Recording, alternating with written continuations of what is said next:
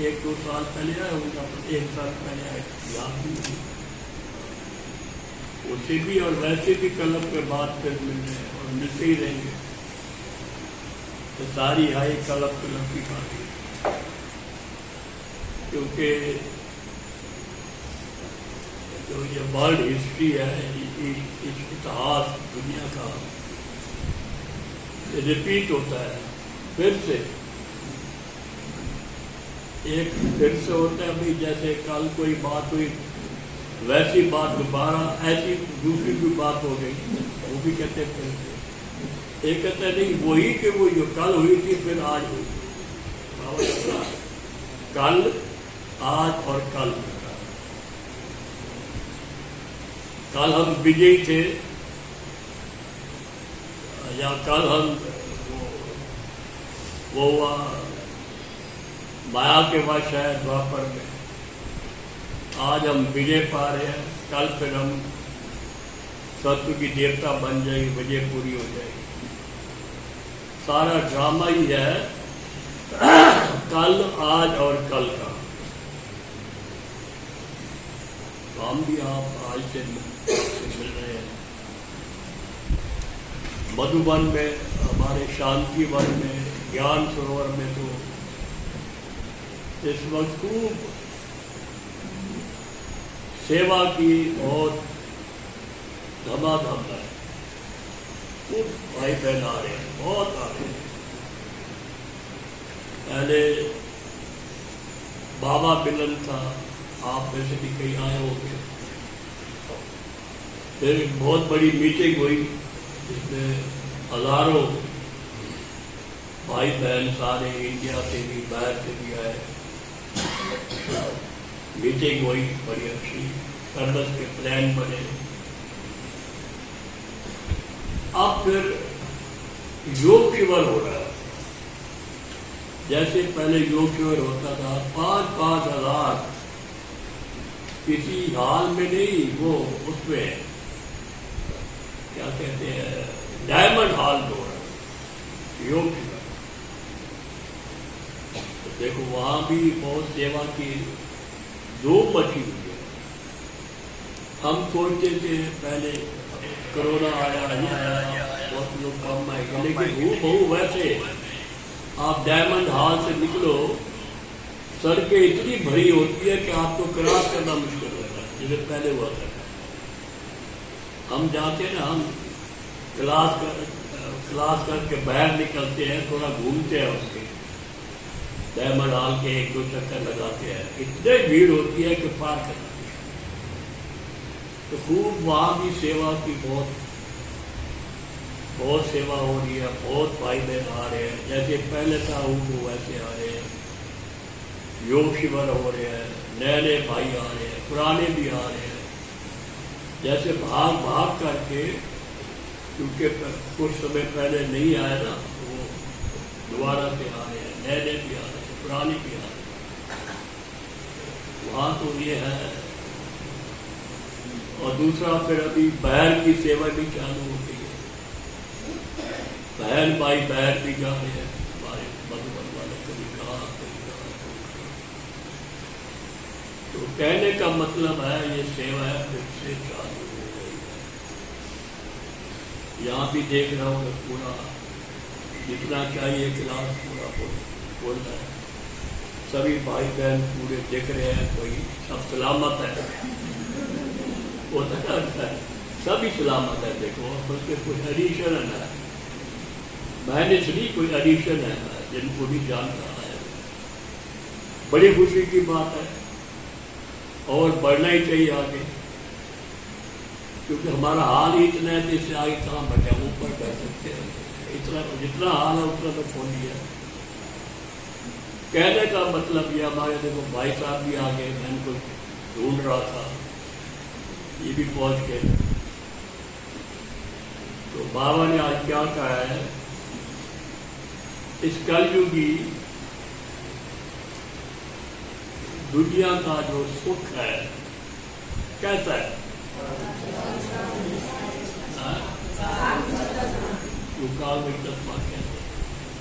यानी टेम्परेरी है। कोई आप कहे कि मैं सारा जन्म सुखी रहूंगा, बीच बीच में कुछ ना कुछ होता रहेगा, कभी बीमारी, कभी घाटा, कभी फायदा, कभी कोई संबंधी का दुख, और नहीं तो प्रकृति का दुख। अभी पहले सर्दी बहुत थी, अब गर्मी बहुत होगी। कहते हैं इस समय बहुत गर्मी पड़ने वाली है। तो ये इसे कहते हैं अल्पकाल का सुख है। लेकिन हमारे बी के जो है उनको फिर भी मिडिल क्लास का तो है ही है, मीडियम क्लास तो है। ऐसे नहीं, बाबा क्या कहता है कि जब तक मेरे बाबा के बच्चे हैं तो दाल रोटी तो मिलती रहेगी। ऐसी बात नहीं है कि भूखे रहेंगे। तो बाबा कहते हैं इस कलयुग की दुनिया का सुख काल निष्ठा समान है। ये दुनिया अब क्या है? गई गई के गई। हम ये तो बहुत दिन से कह रहे हैं। कई लोग कहते हैं, ये बात तो अब बहुत समय से कह रहे हैं, जब से हम आए थे, जब मैं आया ज्ञान में, मुझे ज्ञान में आए हुए हो गए 66 साल। कब आए थे? 1957 में। कईयों के तो 66 साल उम्र भी होती है। कौन है 66 साल से बड़ा? आप 66 साल के? 66 है। आप कितने साल के? 65। तो छोटे हैं। 66 साल के तो आप भाई साहब हो गया। है 83। ये बहुत पुराने भाई साहब से, ये इनकी फीस भी फिट है, ये बहुत पुराने भाई। तो कहने का मतलब ये है कि ये जो सुख है ये आग रिश्ता समान है। तो हमें तो उस सुख की दुनिया में जाना है जहाँ दुख का नाम निशान है। ऐसी भी दुनिया है जहाँ दुख का नाम निशान नहीं है, जहाँ शरीर भी ठीक, कोई व्याधि नहीं, संबंध भी ठीक, प्रकृति भी ठीक, प्रकृति भी सुखदायी। तो ऐसी दुनिया में हमको जाना है। देखो बाबा कहते हैं ये दुनिया अब गई के गई, क्योंकि एक होता है युग बदलना, अब कलप बदलना है। यदि एक कलप शुरू होकर दूसरा कलप नया होगा तो कलप बदलने में टाइम तो लगेगा। अब कितना टाइम लगता है कुछ कह नहीं सकते। और इस शरीर का तो भरोसा नहीं, शरीर का भी छूटे तो हम कहते हैं शरीर छोड़ने से पहले हमारे संस्कार तो शुद्ध हो जाए। संस्कार शुद्ध हो, कर्म शुद्ध हो और विचार शुद्ध हो। तो शुद्ध विचार होंगे, शुद्ध कर्म मुक्ति होंगे, शुद्ध सब संस्कार होंगे तो जन्म कैसा मिलेगा? अच्छे घराने में मिलेगा। चलो विनाश कब होता उसको छोड़ो। अभी भी अगर हम शरीर को छोड़ दें तो जन्म तो अच्छे घराने में होगा। अगर उसकी बुद्धि में उल्टे विचार होंगे तो, क्योंकि ये ला है, जैसा सोचोगे वैसा बनोगे। अगर अंत में उसकी सोच ही गलत है तो विचार जन्म भी ऐसा होगा। इसीलिए बाबा ने अभी प्रैक्टिस करो, शुद्ध विचारों करो। इसलिए इससे लगाव नहीं रखना है। इस शरीर से, इस दुनिया से रहना दुनिया में है। देखो कितनी बड़ी बात है, रहना भी दुनिया में है और लगाव भी नहीं रखना। आसक्ति निकाल देगी। ये देखो आसक्ति, ये कोई अपनी लगाव, आसक्ति, उसे मोह रहते हुए भी इससे न्यारा रहती है। हो सकता है कि नहीं हो सकता? हो सकता है। सब आप ऐसे रह भी रहे हैं, कार्य व्यवहार कर भी रहे हैं, लेकिन हमारा बुद्धि योग से बाबा से अब घर जाना है। ठीक है, कहाँ जाना है? घर जाना है तो यही बैठना है। बोलो जाना है? हाँ जाना है। प्रश्न है किन बच्चों की दिल इस पुरानी दुनिया से नहीं लग सकती? जो आज्ञाकारी वफादार निश्चय बुद्धि बच्चे हैं, उनकी दिल इस पुरानी दुनिया से लग नहीं सकती। और पुरानी गीता में भी कहा हुआ है, क्या कहा है? अर्जुन सब मरे पड़े हैं, इसको छोड़, पृथ्वी को हटा, मुझे याद कर, युद्ध कर इससे 5 विकारों से। उनकी, क्योंकि उनकी बुद्धि में रहता ये तो विनाश हुई कि हुई, ये तिरसम जादू का खेल है, ये सब जादू का खेल है, माया का भबका है। बड़े भबके माया क्या क्या बहुत आदमी, इसका विनाश होना ही है। क्या होगा फिर?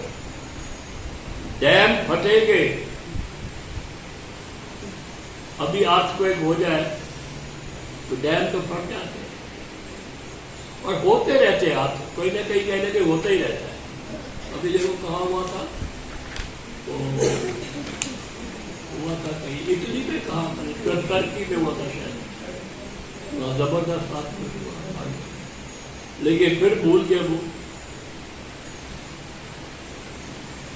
अर्थक्वेक होगी, सागर धरनी को आप करेगी, क्योंकि सागर को सुखा के धरनी को बड़ा किया है, ये हप करेगी। ये सब होना है, nothing new. Sweet home, sweet राजधानी याद है, इस दुनिया से दिल नहीं लगता। स्वीट होम हमारा कौन सा है? बोलो। और स्वीट राजधानी बोलना नहीं। और हमारा देखो उससे संबंध है, वो हमारा स्वीटेस्ट फादर। पहला संबंध क्या है? मदर है पहले तो, डियरेस्ट मदर, हमारी डियरेस्ट मदर है। और भी माता पिता होते हैं, लेकिन डियरेस्ट तो वही है। और स्वीटेस्ट फादर है, क्यों है? क्योंकि वो स्वीट होम और स्वीट राजधानी का वर्षा देता है। इस दुनिया से दिल नहीं लग सकती। गीत है, जिसका साथी है भगवान, उसको कौन रोके, आंधी और तूफान है। ओम शांति। ये निश्चय के ऊपर गीत है। जब बाप का बनते हैं, वह बाप आते हैं, तो वह आकर हमारा साथी बनते हैं। हमारा साथी है भगवान।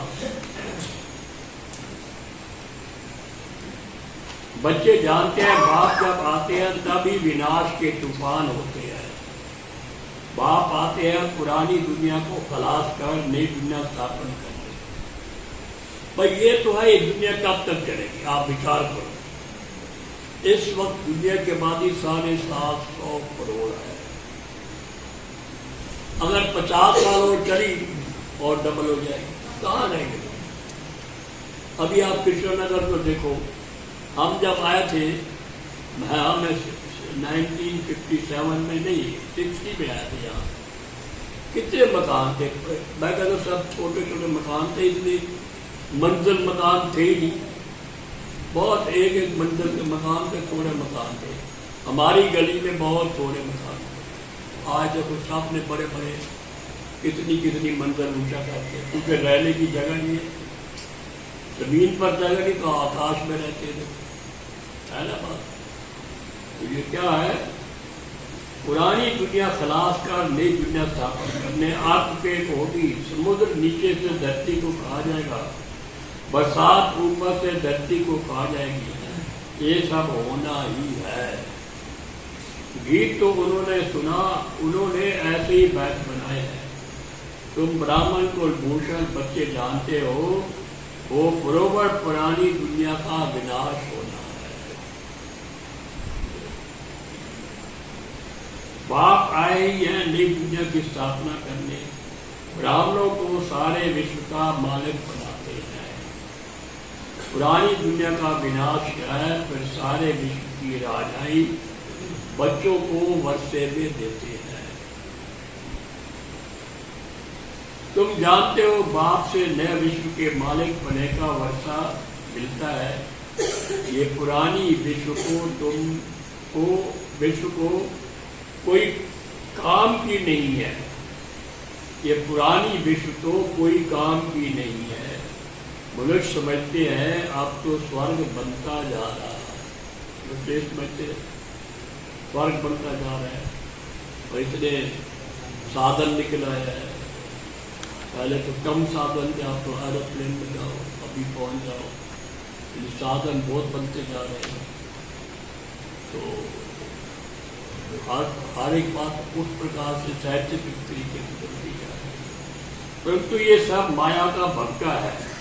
सब चीज मुलम्बे की है, सारा राज्य मुलम्बे का है।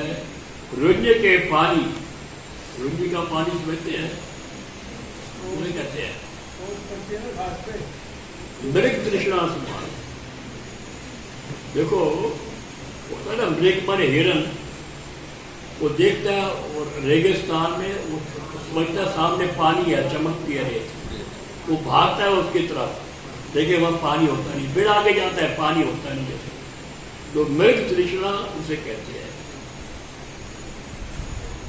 मृग तृष्णा समान है। इस पे मनुष्य खुश होते हैं। आगे जब मुसलमानों का राज था तो ये एरोप्लेन मोटरें आदि थोड़ी थी, हमारे होते होते निकली है। ये हम आप खुद ही देखो, या कृष्णनगर में एक वो है ना भाई, क्या नाम है उसकी, एक गाड़ी थी बस, गोपाल भाई, गोपाल ना, यहाँ से सीधा लेफ्ट को जाओ तो एक वो था, उसकी चांदी चौक में दुकान थी, उसकी गाड़ी में बड़ी, हाँ वही उसकी गाड़ी थी। और गाड़ी कोई थी दिखती नहीं थी यहाँ, और यहाँ आप देखो लाइन लगी गया है, कोई जगह रखने की भी नहीं है, ये हो गया। तो ये एरोप्लेन मोटरें आदि थोड़ी थी, ये सब माया का भक्का है। कितने प्लान बनाते हैं, बच्चे जानते हैं सब विनाश होने हैं। अर्थक्वेक होगी, ये डैम आदि सब पानी में पानी कर देंगे। मनुष्य समझते हैं इससे सुख मिलेगा, परंतु इन सब से दुख ही दुख मिलेगा।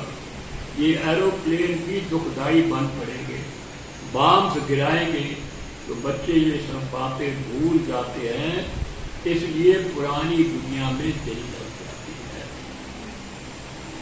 जो बाप के आज्ञाकारी वफादार पूरे मददगार बच्चे बनते हैं, पक्के निश्चय बुद्धि हैं, वह तो जानते हैं कुछ भी हो ये कोई नई बात नहीं है, नथिंग न्यू। कल पहले भी ऐसे ही हुआ था, महाभारत में सब चीज दिखाते हैं, एरोप्लेन भी दिखाते हैं, और वो क्या दिखा, वो तीर कमान दिखाते हैं, उधर दिखाते हैं, क्या अग्निबाण दिखाते हैं, वो दिखाते हैं, सब दिखाते हैं वो महाभारत में। अच्छा रहा है।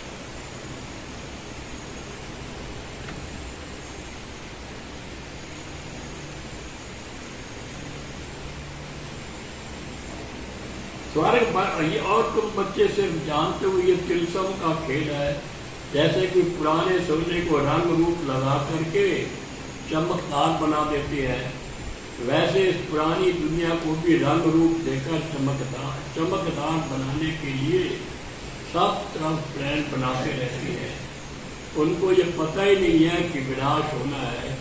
यह तो तुम ब्राह्मण ही जानते हो कि ये पुरानी दुनिया विनाश होगी। यदि कलयुग के पास सत्ययुग है तब आएगा जब पहले ये पुरानी दुनिया जाएगी ना। भाई देखो ये तो सब दुनिया मानती है, हमारे भारत वर्ष तो विशेष सत्युग, त्रेतायुग, द्वापर युग, कलयुग, फिर क्या आएगा? कैसे आएगा वो? यदि कलयुग के पास सत्युग कैसे आएगा? बड़ा चेंज है जबरदस्त। तो वो चेंज है भगवान के पास।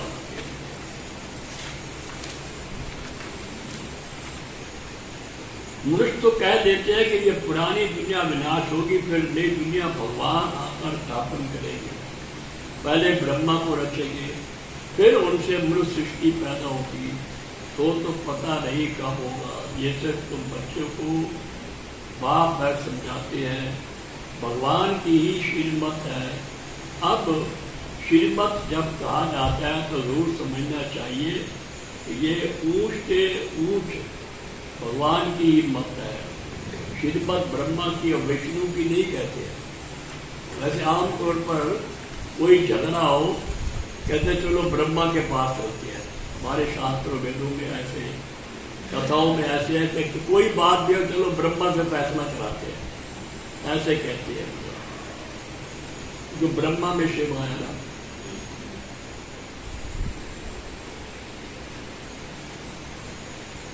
श्रीमद ब्रह्मा की व विष्णु की नहीं कहते हैं। भगवान आकर ब्रह्मा तन से श्रीमद कैसे देते हैं ये पुरुष नहीं जानते हैं, वह समझते नहीं। ब्रह्मा पर नीचे कैसे आता है, वह तो है सूक्ष्म बतनवासी।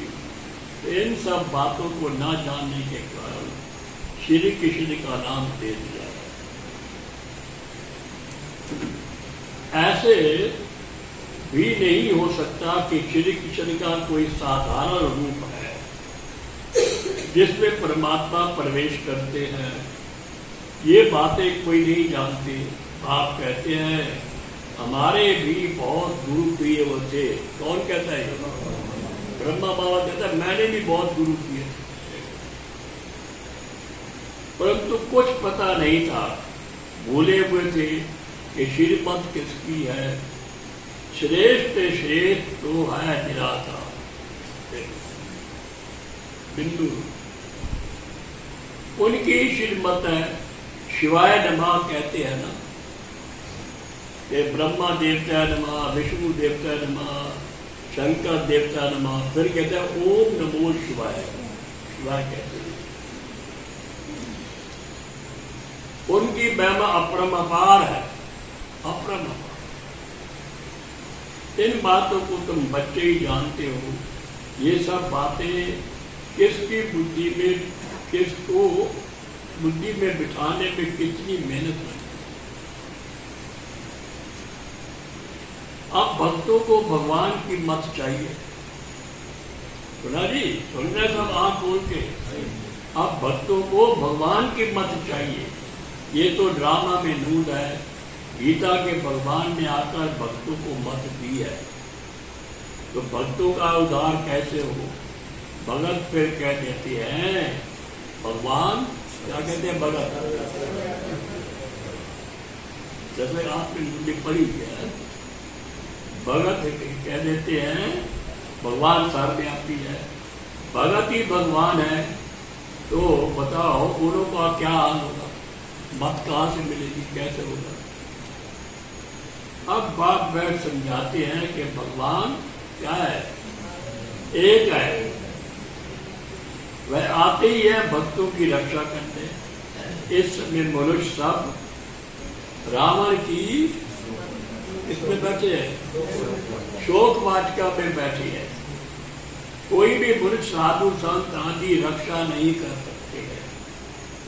भक्तों की रक्षा भगवान को ही करनी है। मनुष्य ये नहीं जानते कि हम पतित दुनिया नरक में निवास कर रहे हैं। कोई को तो मौका लगता है। मनुष्य ये नहीं जानते कि हम पतित दुनिया नरक में निवास कर रहे हैं। पावन दुनिया स्वर्ग को कहा जाता है। ये बातें समझेंगे फिर भी कोटों में कोई, ठीक है, आप तो समझ गए। तो क्या हुए? कोटों में हो गया ना कोटो, फिर क्या बनना है? कोटो में तो कोई हो गए। अभी मुर्गी में आता है एकदम, कोई में भी कोई बनना आपको। कोटो आप सब कोटो में कोई तो बन गए, बड़ी बड़ी अच्छी बात है। अब बनना है कोई में भी कोई, स्पेशल बनना।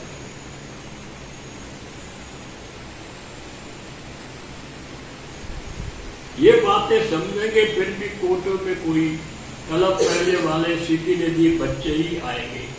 कलप कलप तुम सीखी नदी बनते हो, फिर कोई तो पूरा बनते हैं, कोई को तो माया कच्चा आ जाती है। बाप को याद ना करने से जब विकार आ जाते हैं। पहला पहला विकार कौन सा है? देह। आया तो फिर औरों से, औरों की भी चेष्टा होगी। इसलिए बाप कहते हैं, क्या बाबा कहते हैं, क्या बनो? पहली शिक्षा, देही अभिमानी बनो, आत्माभिमानी बनो, अपने को आत्मा। बाबा कहते हैं शिव बाबा को याद करने से पहले अपने को याद करो। बाबा के बुद्ध में क्या कहते हैं, स्वयं को आत्मा समझ फिर बाप को याद करो। पहले ही शिक्षा देते, क्योंकि सबको वापस जाना है। यहाँ तो दुख ही दुख है। कलयुगी दुनिया का सुख काग विष्टा के समान है। ये तो सन्यासी भी कहते हैं और तुम भी समझते हो। नरक और स्वर्ग को तुम बच्चे जानते हो। नरक में तो कोई सुख नहीं। नरक में कोई से भी लगाव रखना, देखो क्या कहते हैं बाबा, नरक में कोई से भी लगाव रखना अपना पथ भ्रष्ट करना है। कोई भी चीज में आसक्ति नहीं रखनी है। समझाना चाहिए ये तो पुरानी दुनिया खत्म होने वाली है। ये दुनिया कोई काम की नहीं है। पहले पहले देह अभिमान आने से उनके साथ दिन लग जाती है। देही अभिमानी फिर इस पुरानी दुनिया से जैसे उपराम रहेंगे, ठीक है, उपराम रहेंगे। अपने को देही समझते जाएंगे, देही समझते जाएंगे। अभ्यास करेंगे, मैं आत्मा हुआ, अभ्यास करेंगे तो उपराम होते जाएंगे।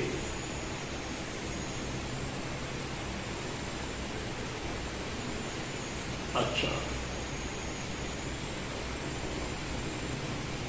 वह होता है हद का वैराग्य, यह है बेहद का वैराग्य। हम इस पुरानी दुनिया को भूलते हैं। ये बिल्कुल ही दुख देने वाली है।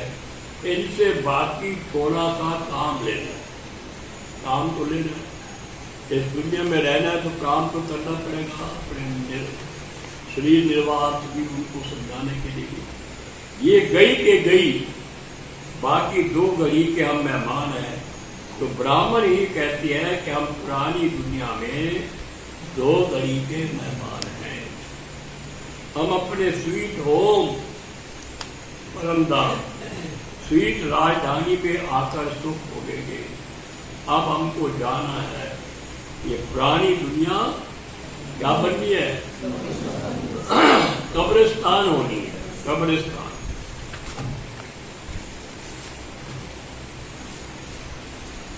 इसलिए देश है, क्या करना है? सब कुछ भूलने का, पहले तो देह को भूलना। ये शरीर पुरानी क्या है? जुगती है। इसको अब छोड़ना है, योग में रहना है। योग में रहने से आयु बढ़ेगी तो हम बाप से वर्षा लेंगे। देह अभिमानी की आयु बढ़ नहीं सकती, उनका देह से प्यार हो जाता है। कोई का शरीर अच्छा है तो देह से प्यार नहीं होता है। अच्छी रीति मलते रहेंगे, जैसे बर्तन मले जाते हैं।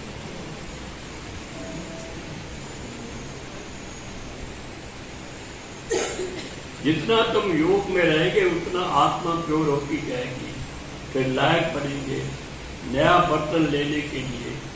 हम शरीर को भल कितना भी साबुन, वैसलीन, पाउडर आदि लगाएं, फिर भी पुराना शरीर है ना।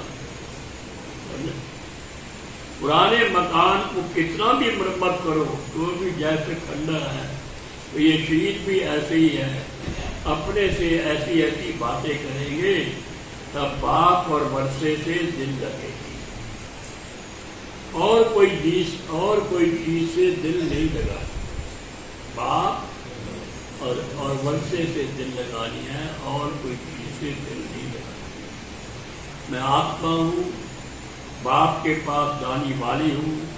बाप को याद करने से पैदा होता रहता है, आयु बढ़ती है।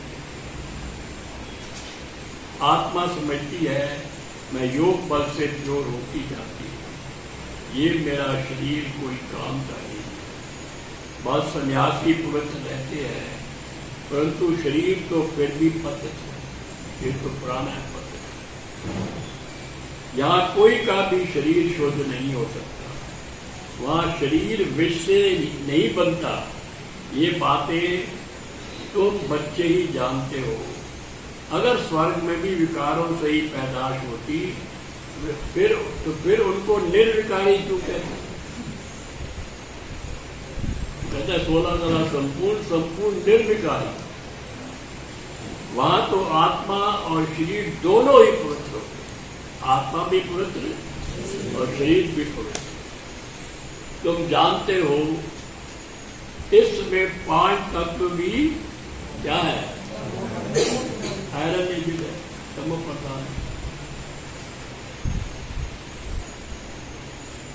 तो शरीर भी ऐसे मिलते हैं, बीमारी आदि हो जाती है, वहां कभी शरीर बीमार हो ना सके। ये सब समझने की बातें हैं। वहां तुम्हारे शरीर भी नए बनते हैं, तत्व प्रधान प्रकृति बन जाती है। वहां ये दवाइयां आदि कुछ नहीं होती। शरीर चमकता रहता है, काया कंचन समान बन जाती है। अभी तो लोहे की है, बंडर है ना। काया कैसे बदलती है, कोई पालन तो नहीं की जाती है। काया एकदम कंचन समान हो जाती है, क्योंकि 5 तत्व भी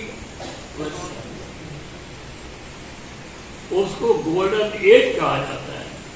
सोने के शरीर तो नहीं होते हैं, होते तो शरीर ऐसे ही है, लेकिन तत्व ठीक होते हैं तो शरीर भी ठीक मिलता है।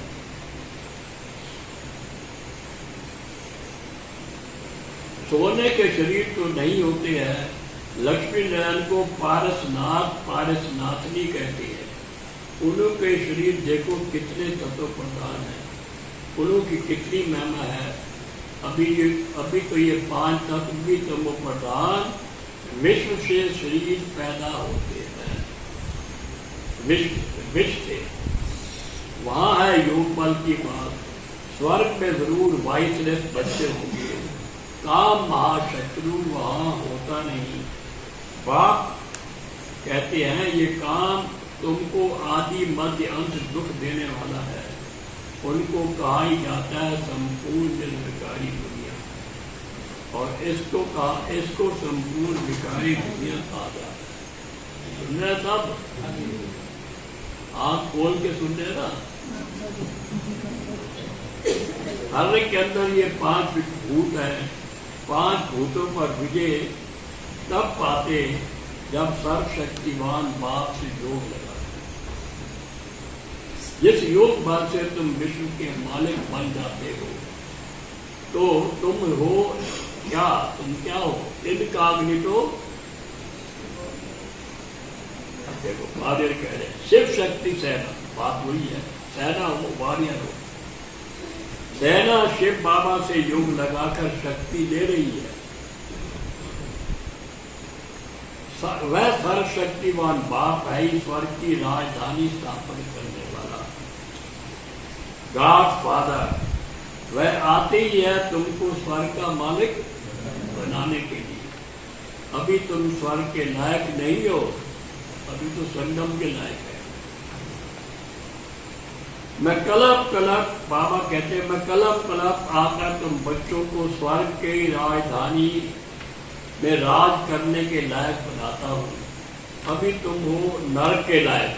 बोलो नरक के मालिक। मालिक भी कहा है? मालिक तो नरक तो बहुत बड़ा है। अभी तुम हो नरक के मालिक। मनुष्य कहते भी है फलाना मरा, कहाँ गया? अभी कहा है? ये क्या हुआ? स्वर्गवासी हुआ। बिल्कुल समझते नहीं कि हम नरक में हैं, तभी तो स्वर्ग गया। स्वर्ग का वास्तव में कोई को पता ही नहीं है। कहते हैं जिनके पास धन दौलत बहुत है उनके यहाँ स्वर्ग है ऐसा नहीं है। जिनके पास बहुत धन दौलत, मारियां, मकान, दुकान सब कुछ है, उनके लिए स्वर्ग नहीं है। और कई प्रकार के दुख होते थे, कई प्रकार। अरे इतनी बीमारियां आदि लगी पड़ी है, हॉस्पिटल भरे पड़े हैं, देखो जाके।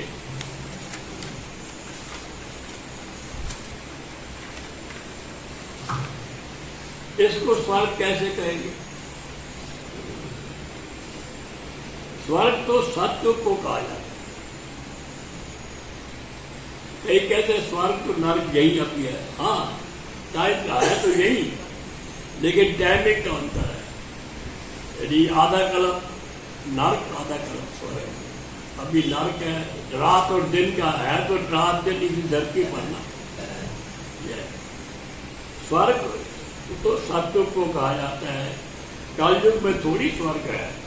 बाप ने समझाया है, यह है कौन सी दुनिया? विकारी दुनिया। हर एक नारी द्रौपदी पार्वती है। हर एक नारी को अमरनाथ अमर कथा सुनाते हैं। अच्छा, हर एक द्रौपदी नगन होने से बच जाएगी। ये बातें बेअद का बाप बैठ समझाते हैं। वह है ही वाइसलेस वर्ल्ड। वाइसलेस माने वाइसलेस अर्थ क्या है? वाइसलेस, वाइस माने विकार, लेस माने नहीं। तो वाइसलेस वर्ल्ड, संपूर्ण निर्विकारी दुनिया, विकार बिल्कुल नहीं। आत्मा आकर प्रवेश करती है तो उस समय गर्भ में बिल्कुल प्योर रहती है। आत्मा भी प्योर और आती है, इसलिए उनको गर्भ में कोई सजा नहीं भोगनी पड़ती है। यहाँ तो सभी को सजा मिलती है। गर्भ में भी सजा मिलती है और फिर शरीर लिया, फिर बीमारियां, वो भी सजा होगी, और प्रकृति की भी सजा होगी। कई प्रकार की सजा मिलती है। अच्छा, मीठे मीठे सिकी लगे बच्चों प्रति माता पिता बाप दादा का याद प्यार और गुड मॉर्निंग। रूहानी बाप की रूहानी बच्चों को नमस्ते। रूहानी बच्चों की तरफ से रूहानी बाप दादा को याद प्यार और नमस्ते। अब धारणा क्या करना था, याद रखना है क्या? धारणा के लिए मुख्य था, इस दुनिया में स्वयं को मेहमान समझना। मेहमान, देही अभिमानी बन पुरानी दुनिया और पुरानी देह से उपरांत है। देही अभिमानी बन पुरानी दुनिया और पुरानी देह से उपरांत है।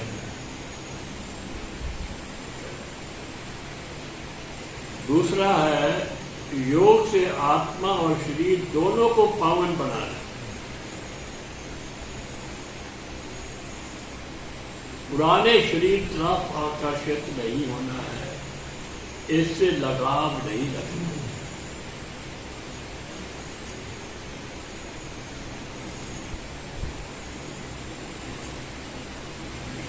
मेहमान समझना है और पावन बनाना है। शरीर आकर्षित नहीं होना है, लगाव नहीं रखना। आज का वरदान, शांति के अवतार बन। शांति, शांति के अवतार बन, विश्व में शांति की किरणें फैलाने वाले शांति देवा भव। शांति के अवतार बन, विश्व में शांति की किरणें फैलाने वाले शांति देवा भव। जैसे छोटा सा फायर फ्लाई क्या होता है? जुगनू होता है। आजकल तो जुगनू देखने में कहा आता है कभी, अब तो पहले दिखते थे, अब दिखते नहीं। पहले होते थे, गाँव में होते थे। हाँ,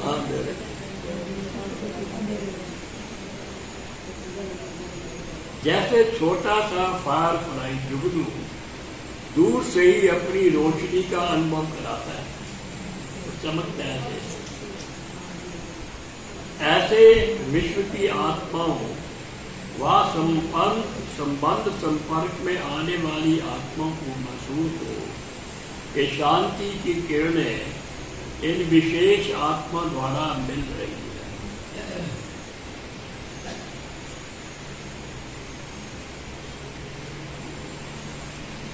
बुद्धि द्वारा अनुभव करें कि शांति का अवतार शांति देने आ गए।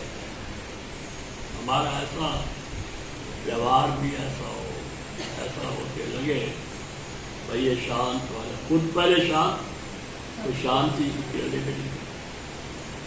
चारों ओर की अशांत आत्माएं शांति की किरणों के आधार पर शांति कुंड की तरफ खिंची हुई है।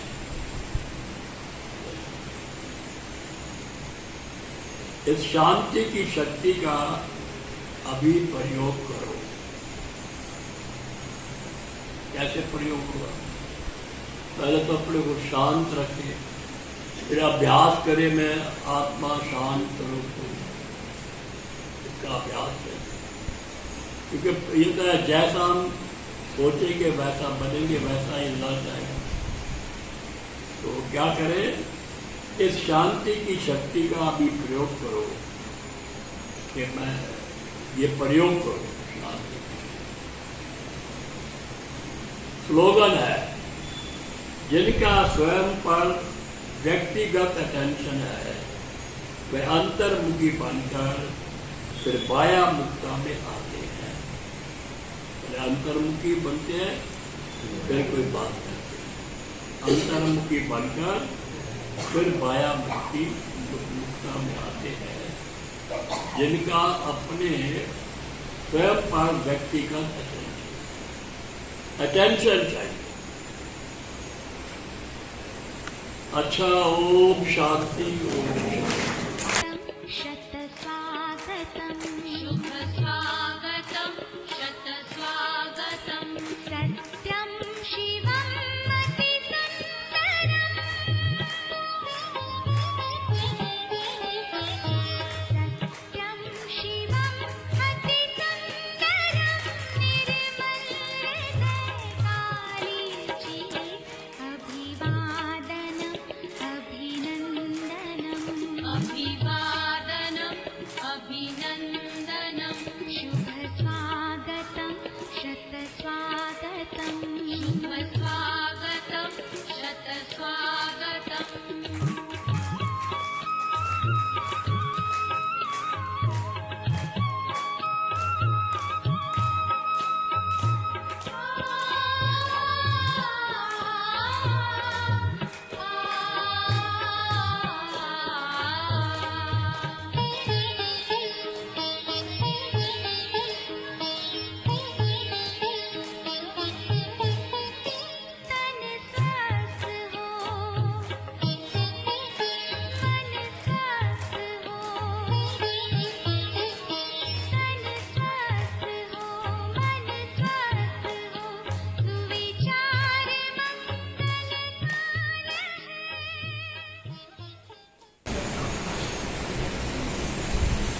ओम शांति। ओम शांति। ओम शांति। ओम शांति। ओम शांति। ओम शांति। आज मुझे बहुत खुशी भी हो रही है कि खास करके भाई साहब के साथ मुझे यहाँ आने का मौका मिला और आप सभी होनहार देवी देवताओं से मिलने का एक खास मौका भी मिला, क्योंकि ये अपना ईश्वरीय परिवार तो अनोखा परिवार है।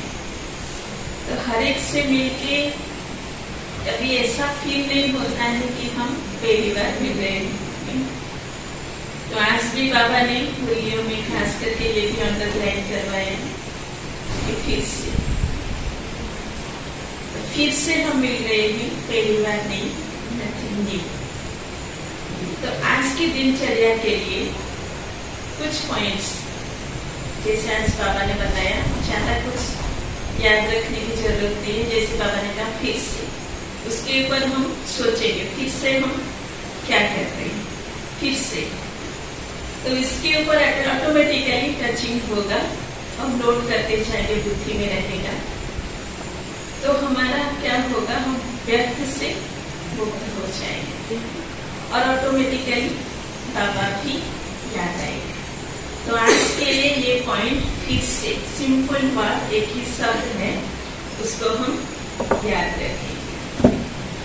और दूसरी एक बात बाबा ने जैसे बताया, कोई में कोई, कोटो में कोई तो है ही, लेकिन कोई में भी कोई है, और उस कोई में भी कोई में मुझ आत्मा का क्या रोल है, मुझे कौन सी पार्ट प्ले करती है, मैं क्या कर सकती हूँ।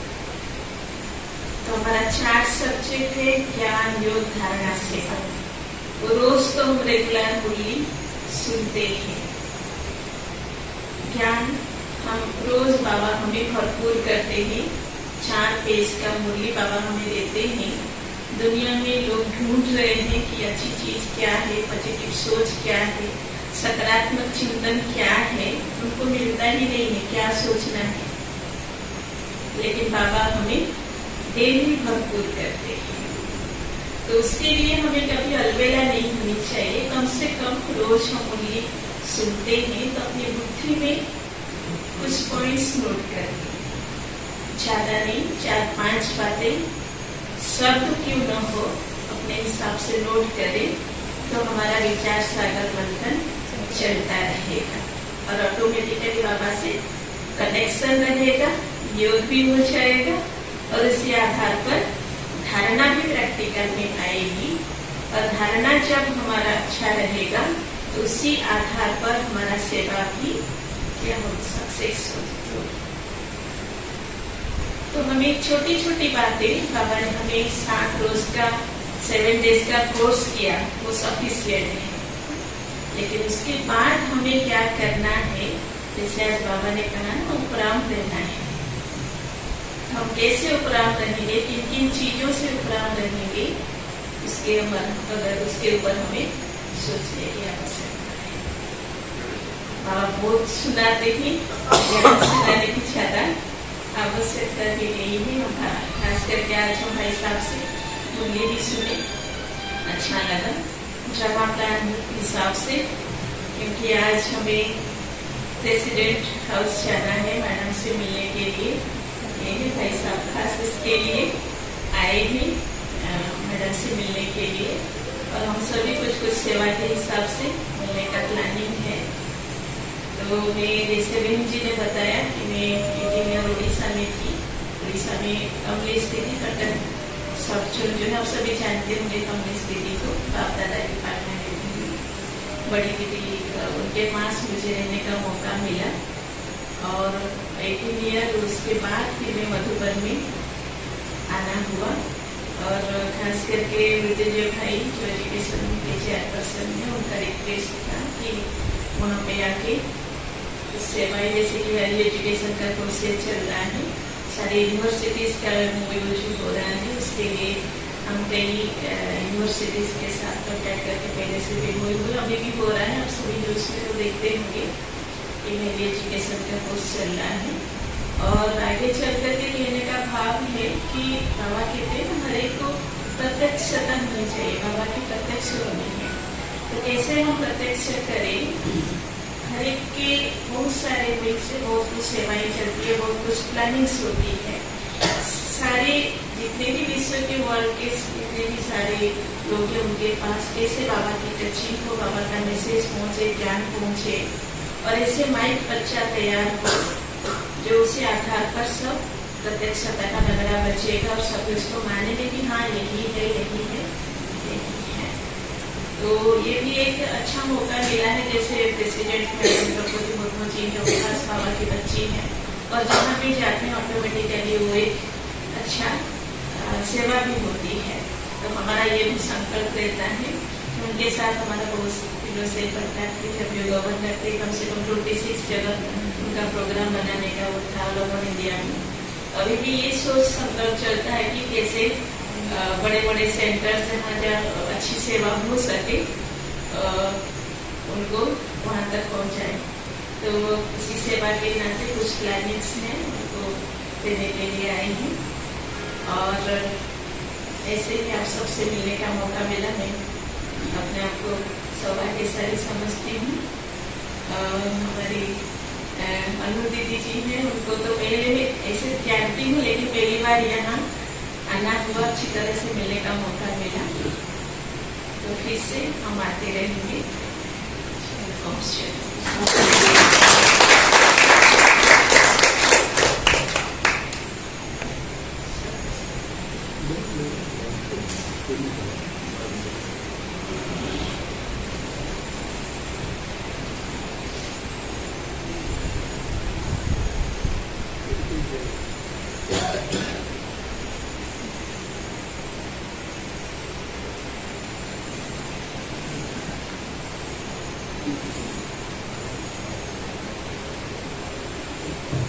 ओम शांति।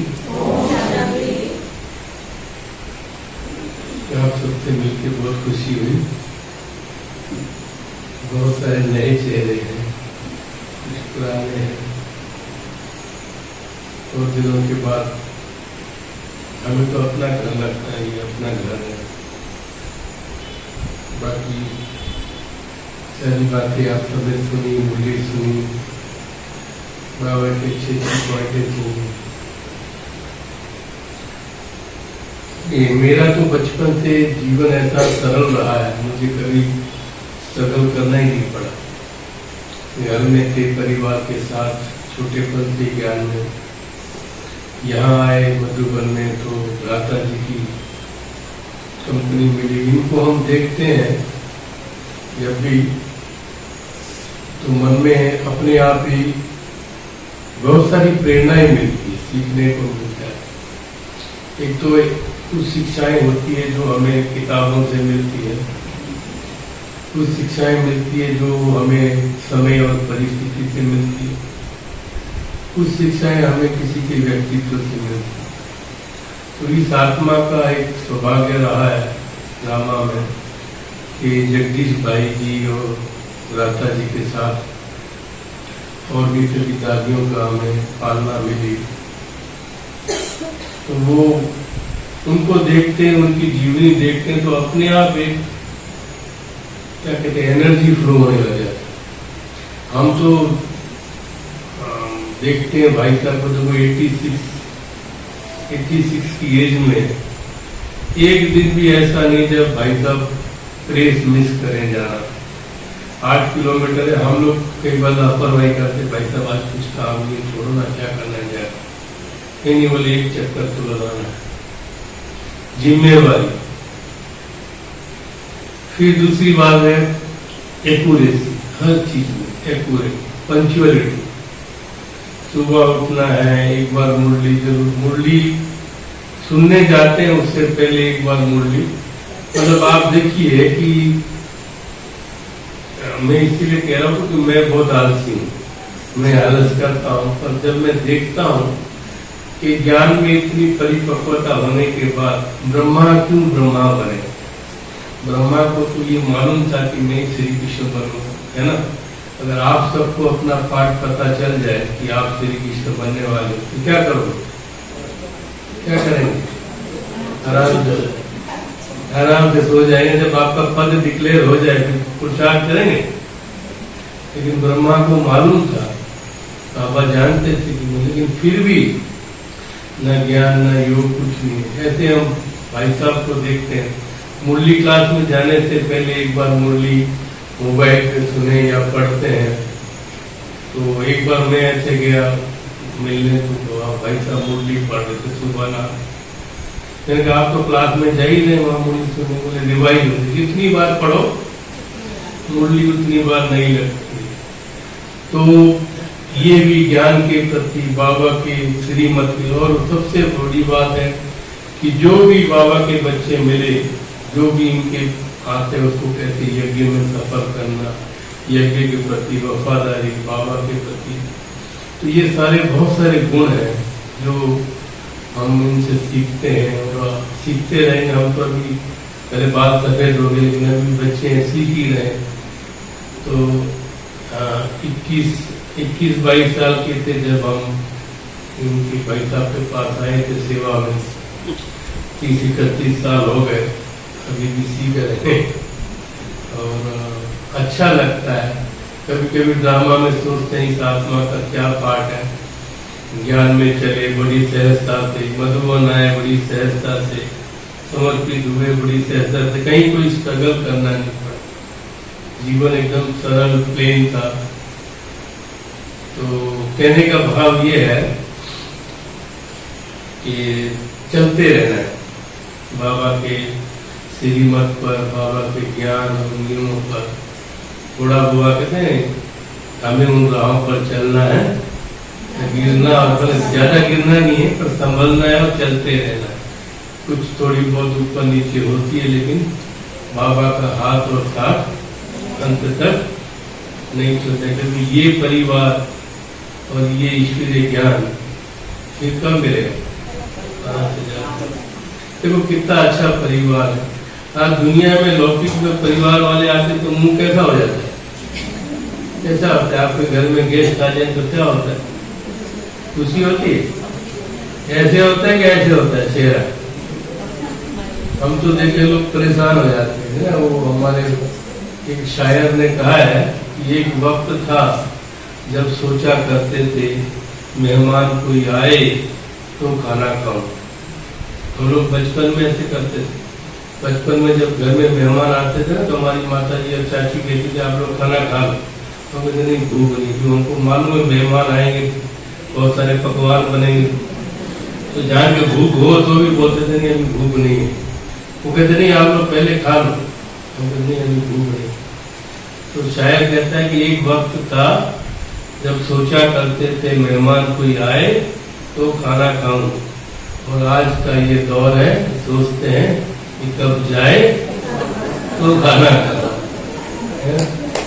तो ये लौकिक है। रिश्तों में भी आप लौकिक में देखो स्वार्थ हर जगह, लेकिन ये हमारा अलौकिक निस्वार्थ परिवार है जो अंत तक चलेगा। इसलिए बाबा का साथ और ये परिवार हमेशा रहे। ओम शांति।